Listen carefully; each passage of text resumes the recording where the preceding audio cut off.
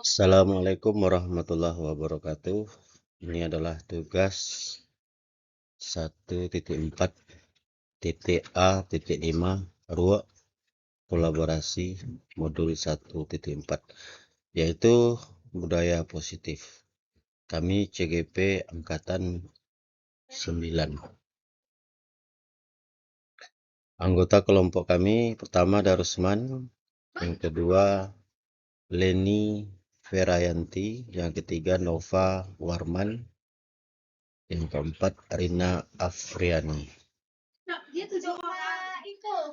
Tugas 1. Dalam kelompok masing-masing, pelajari kasus-kasus yang disediakan. 2. Lakukan analisis mendalam terhadap kasus-kasus yang disediakan dan jawablah pertanyaan-pertanyaan di setiap kasus yang disajikan. Ini ceritanya guru matematika dan wali kelas 8 Ibu Santi sakit sehingga tidak dapat masuk dan mengajar. Akhirnya dicarikan guru pengganti.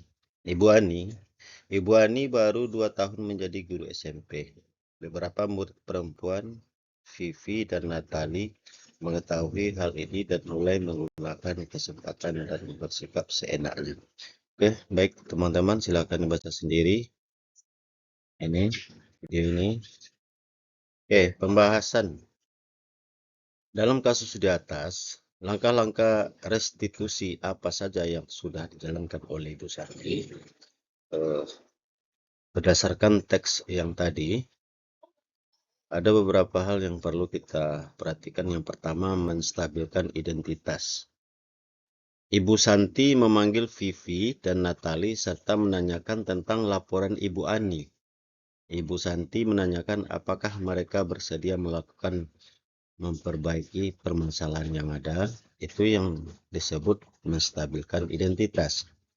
Kemudian yang kedua, validasi tindakan yang salah. Ibu Santi menanyakan kembali apa yang mereka bisa lakukan untuk mengganti rasa tidak dihormati Ibu Santi. Ini namanya validasi tindakan yang salah. Selanjutnya menanyakan keyakinan. Ibu Santi melanjutkan kembali apa yang akan mereka lakukan untuk memperbaiki masalah. Apakah ada gagasan? Natali dan Pipi mengusulkan bagaimana kalau mereka mengadakan sebuah diskusi kelompok dengan teman-teman sekelasnya. Tema yang mereka pilih adalah penerapan keyakinan kelas, terutama tentang sikap saling menghormati dan bagaimana penerapannya di kehidupan sehari-hari.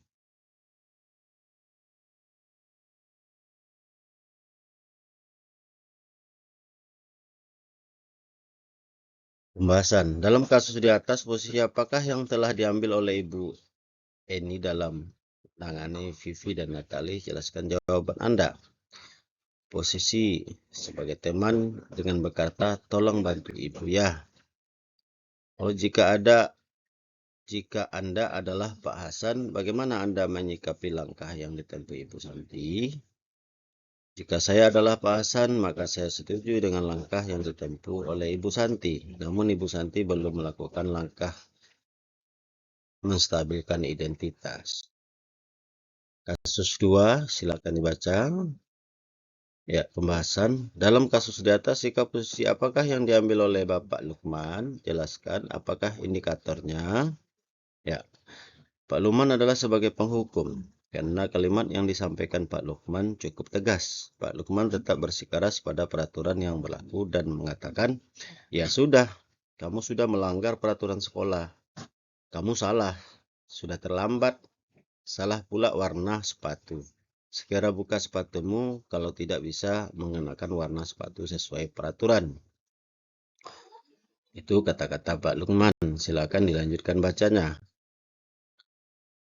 Bila Bapak Lukman mengambil posisi seorang manajer, apa yang akan dikatakannya? Pertanyaan-pertanyaan seperti apakah yang akan diajukan ke Sabrina? Jelaskan. Ya, pertanyaan pertama, mengapa sepatu yang dipakai salah warna? Yang kedua, jam berapa kamu bangun tadi pagi sehingga terburu-buru sampai di sekolah? Pertanyaan yang ketiga, apakah kamu sudah mengetahui tentang peraturan sekolah tentang warna sepatu? 4. Jika kamu sudah pernah membaca peraturan sekolah, pada poin berapakah yang menjelaskan tentang warna sepatu? 5. Bagaimana cara kamu memperbaiki kesalahanmu hari ini? Kira-kira bila Anda adalah kepala sekolah di sekolah tersebut, 1. Nilai kebijakan apa yang ingin dituju oleh peraturan harus berwarna hitam? Artinya, disiplin, tanggung jawab, komitmen berdasarkan nilai kebijakan universal. Wah, bagaimana Anda menyikapi langkah yang diambil Pak Lukman mengenai kasus tersebut? Tidak setuju, karena sikap Pak Lukman menjalankan posisi sebagai kontrol, guru sebagai penghukum, namun seharusnya Pak Lukman bertindak sebagai manajer. Ya, ini kasus ketiga, Ibu Dani sedang menjelaskan pelajaran bahasa Inggris di papan tulis. Namun beliau memperhatikan bahwa Fajar malah tidur-tiduran dan tampak acuh tak acuh pada pelajaran ini. Itulah kira-kira kasusnya, silakan kamu baca.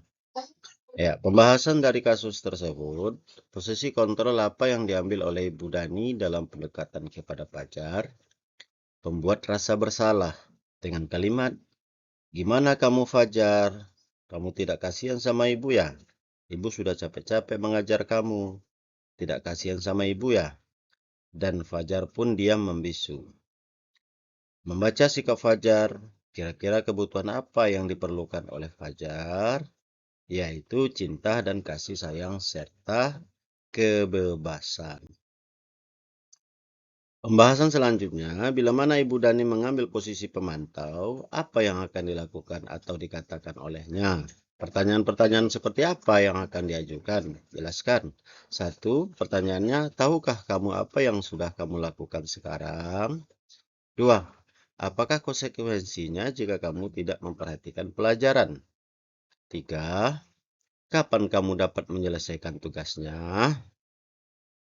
Apabila Anda adalah kepala sekolah di sekolah Fajar dan mengetahui hal ini, bagaimana tindak lanjut Anda? Yaitu mencari informasi tentang latar belakang dari Fajar, melakukan tindakan lanjut dengan home visit, dan mendiskusikan dengan guru kelasnya. Kasus keempat, Anto dan Dino sedang bermain bersama di lapangan basket. Silakan teman-teman baca sampai ke bawah. Ya, akan teman baca. Ya, pembahasan posisi kontrol apa yang telah dipraktikkan oleh kepala sekolah Ibu Suti. Hal-hal apa saja yang dilakukan sehingga Anda berkesimpulan demikian? Yaitu posisi Bu Suti itu sebagai manajer. Hal-hal yang dilakukan oleh Ibu Suti adalah tidak memberikan hukuman, menggali informasi, dan memberi solusi. Dalam kasus tersebut, bagaimana Dino dikuatkan, bagaimana Anto dikuatkan oleh Ibu Suti. Cara Ibu Suti menguatkan Dino, mengarahkan Dino untuk memperbaiki kesalahan dengan menyarankan menjahit kembali kancing baju Anto dengan belajar menjahit bersama Pak Irfan. Cara Ibu Suti menguatkan Anto, menanyakan kepada Anto hal apa yang bisa dilakukan Dino untuk memperbaiki kesalahan. Kira-kira nilai-nilai kebijakan keyakinan sekolah apa yang dituju dalam kasus tersebut? Jelaskan, yaitu jawabannya adalah tanggung jawab, saling menghormati, mandiri, dan peduli. Terima kasih, itulah hasil kerja kelompok kami dari CGP Angkatan 9.